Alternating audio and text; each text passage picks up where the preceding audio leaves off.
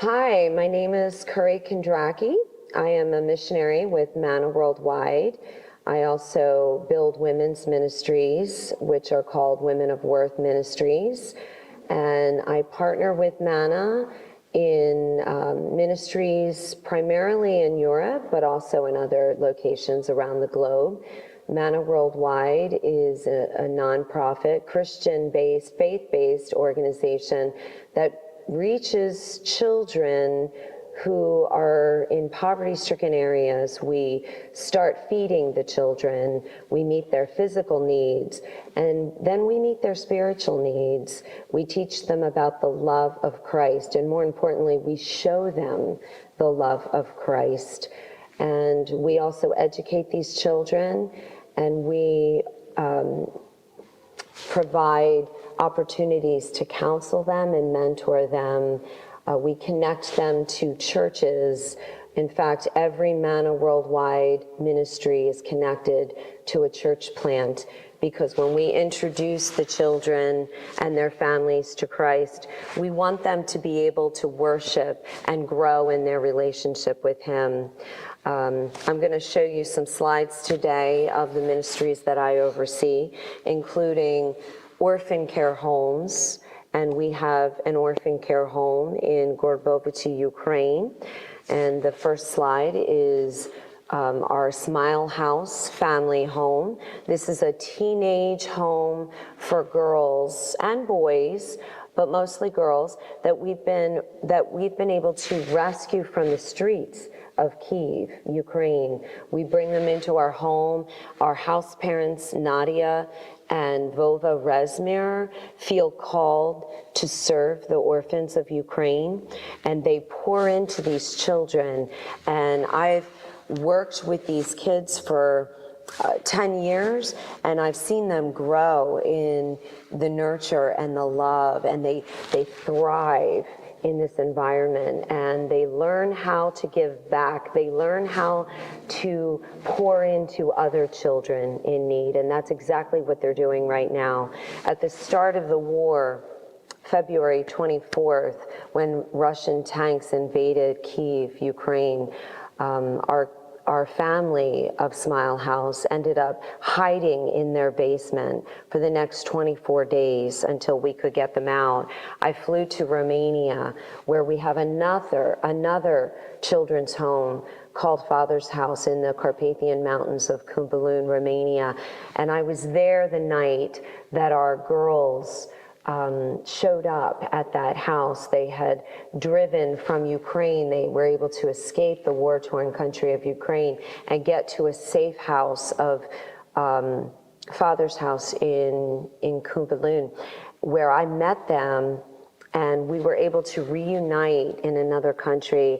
And those girls began to minister to about 31 Ukrainian refugees who had escaped Ukraine and had been able to come to our safe house in Romania, and they remained there for months ministering to people in need. We spent a lot of money every time we went to the grocery store. We filled multiple carts of supplies and food and clothing and shoes and things that were needed for the refugees who had to leave everything behind. We had plenty of beds. We had plenty of bathrooms in this home. We met the need in front of us. We met their needs and just poured into these families at a time that they really needed. We had prayed for the Lord to bring us children into our home in Romania, and we were thinking that it would be Romanian orphans and Romanian children, but the Lord had something else in mind. He actually prepared this home for Ukrainian children to find a safe place and to be in a location where they would begin to feel normal again. And so these are some of our kids from Ukraine, as well as some of our Romanian children that are living in that home in Romania. We also were able to be a blessing to the parents and the mothers that also needed some love and encouragement and peace and normalcy in their lives.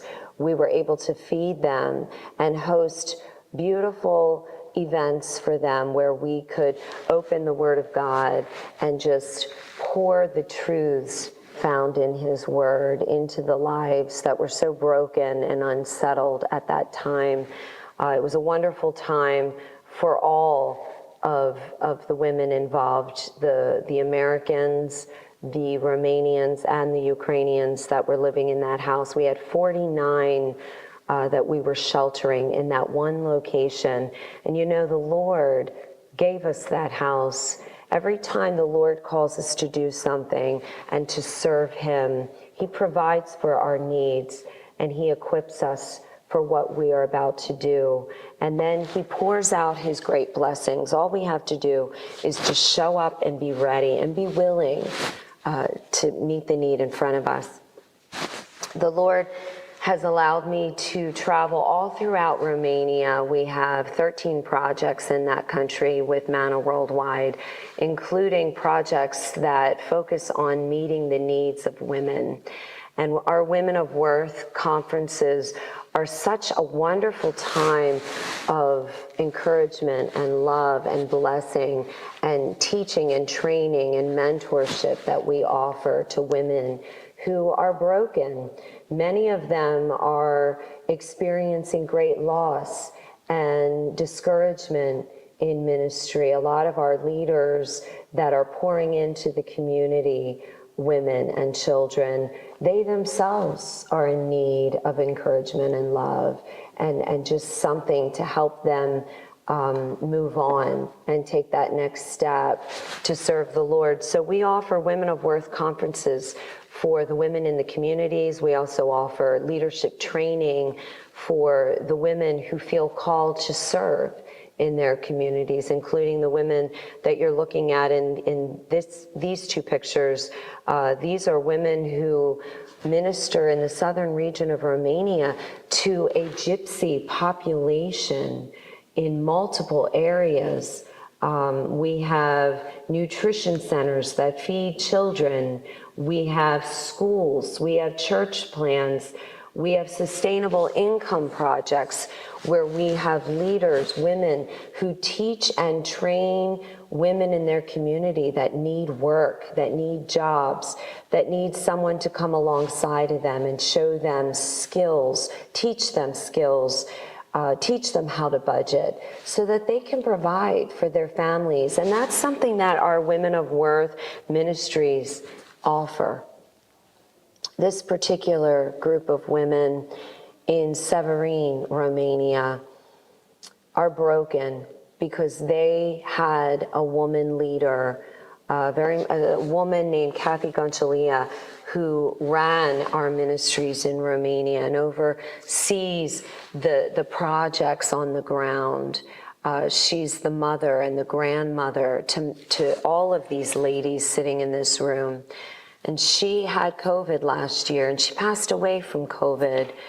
And the women were just broken, and they did not want to move on. They didn't want to go on. Their grief was so great that they could barely get out of bed. But what they needed to hear is that there's still work that needs to be done. And yes, there is a time to mourn. And you know what? There isn't a person in the world right now who hasn't been affected by the hardship of life or the hardships of life, including what we just went through with the last 2-3 years of COVID. A lot of us have lost. I have lost. And Satan would like nothing greater than for all of us to shut down and say, we're done, we can't go on, because we're mourning and we're grieving and we're hurting. You know what? You do have a time of mourning, but then you pick up those pieces, and through the Lord's help and His strength and His peace, you move on, because there's a world out there that needs Him. And those of us that have Him, we must share this hope, the hope of Jesus Christ, the healing of Jesus Christ. the healing that heals our hearts, it heals our minds, and sometimes the Lord chooses to heal our bodies. Sometimes he doesn't. But he wants us to serve, and we need to get out there, and we need to move on. We need to come together as a group. We need to pour into each other and encourage one another and love on one another. And you know, that's exactly what I did. I just showed up and I poured into these women. And at the end of the lesson, when I talked about Matthew 9 and the woman that Christ healed when she made her way through the crowd, she kept her eyes on Christ, she kept her focus on Christ, she came to Christ and she touched the hem of his garment, and you know what? He healed her. He healed her mind, he healed her heart, and he healed her physically and spiritually. Most importantly, he healed her spiritually. And he made her new, and he gave her the strength to go on. And you know what? He used her story, and she has a powerful story in Matthew 9. She has a great testimony, and many have come to know Christ because of her testimony. And so the hurting and the brokenness can be used, and the Lord can heal us, and he can use us, and he can allow us to have a powerful testimony and go out there and share the truth. And that's exactly what we did. And the woman in these two pictures, Elena, she walked forward after this lesson. She came to us and she said, I want that hope. I want that peace. I want that healing through Jesus Christ. And we led her through to the Lord that day. And it was very important for the women in that room who were broken to see another woman who was broken, who very much needed what they have, the truth, because the truth sets you free. And so we have a job to do. Our job is not done until the Lord comes and gets us or calls us home. And we need to move on in our brokenness, and the Lord will continue to heal us as we pour into the lives of others. And that's exactly what he's done for me. I know he'll do that for you. Another aspect of my ministry is to pour into the widows and the orphans. And you're looking at orphans in these two photos, and we pour into them because, number one, the Lord calls us to do that, and number two, they need it. They need us to show up for them.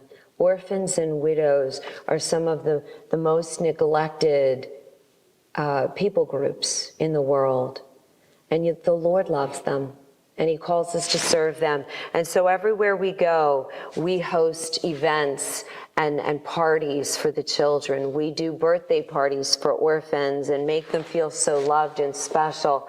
We spend time with them, and we have 27 children's homes with MANNA Worldwide Ministries around the globe.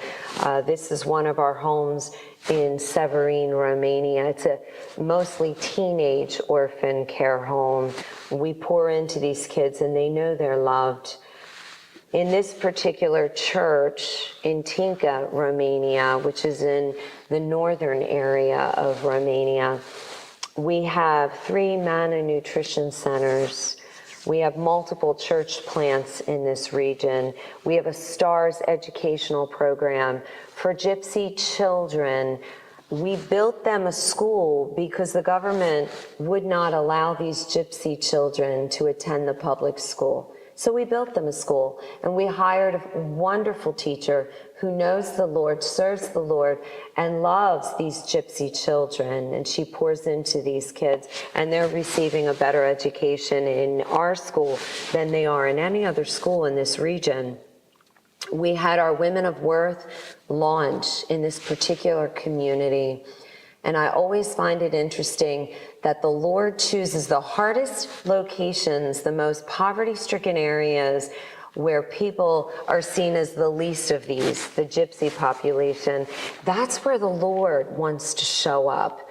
And that's where he shows up and does his work. That's where he really shows you what he can do. And we've seen the Women of Worth launch really turn this whole village around. And now the men are coming to church, the families are coming to church, and in a very abusive area, the Gypsy population, it's a very aggressive, abusive population. They're learning to love one another and live in harmony and live in love and live serving the Lord and honoring the Lord by honoring each other in their marriage. We also have a Rapha House children's home for orphans in this region. And now we're about to open the doors of our MANNA Medical Center, something that is so desperately needed for the Gypsy population, where we will be able to care for children like this little girl and children in our nutrition centers, of which MANNA's in 50 countries. We serve 14,000 children around the globe. We have 113 nutrition centers right now. This particular center in Tinca, Romania, feeds 125 children every single day. Those children need medical attention. And so the Lord gave us a building 6 years ago, this MANNA Medical Center. And we were able to pour some money into this building and to do renovations, including a new roof that we just finished in May. The doors of this medical center are now opening, and we're going to be ministering to the families by meeting their medical needs. This is my medical team in Tinca, Romania. Please pray for them, because this is a huge undertaking, and there will be many battles and a lot of work and efforts that go into this. So please pray for the medical team in Tinca, Romania. I'll be returning there in the spring, and we'll give an update on that as we see the needs being met. We also have projects in other areas of Europe, including Athens, Greece, where we focus on refugees who escape Iran and are smuggled into Athens, Greece, and they have nothing when they arrive. They are in need of food, they are in need of jobs, a place to live, and we're able to connect them and provide those for these people in need. But most importantly, they are in need of spiritual healing, and they are in need of the truth and the gospel of Jesus Christ.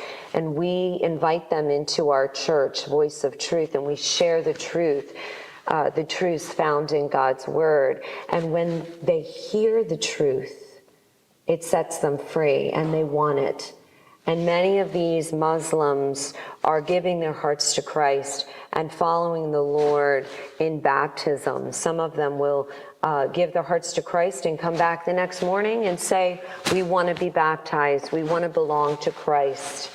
And we offer Women of Worth activities for the women, a time for the women to come together and have sweet fellowship together. It always revolves around a meal, because it's important to meet their physical needs as well as their spiritual needs.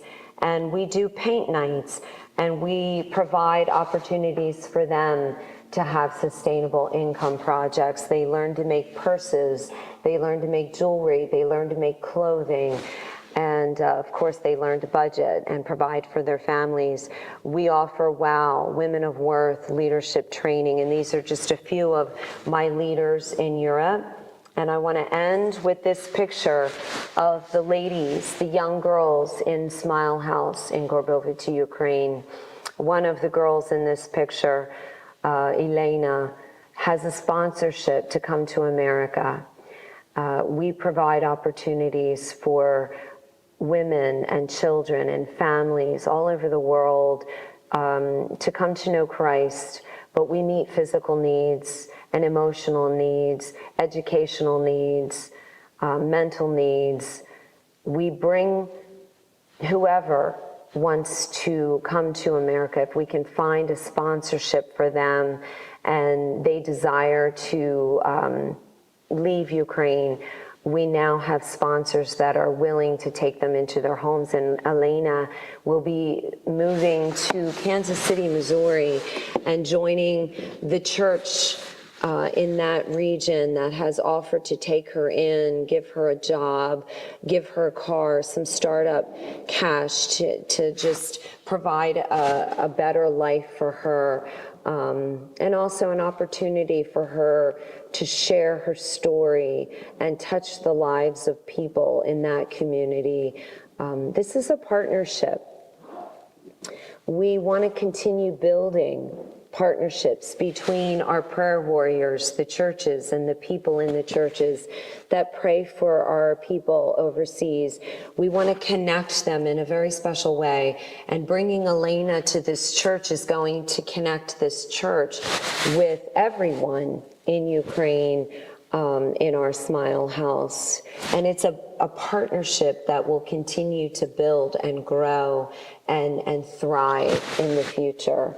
I'm about to head to Africa for Christmas, and that's another area in which the Lord has called me to serve. And I have materials about our Katamba project, which is a nutrition center and a school for 396 children in a poverty-stricken area of Nairobi, Kenya. And those kids, those families in this region need prayer warriors. They need financial support. They need people like me to go and see the needs and then come back to America and share those needs with my sponsors and my prayer warriors and my church partners.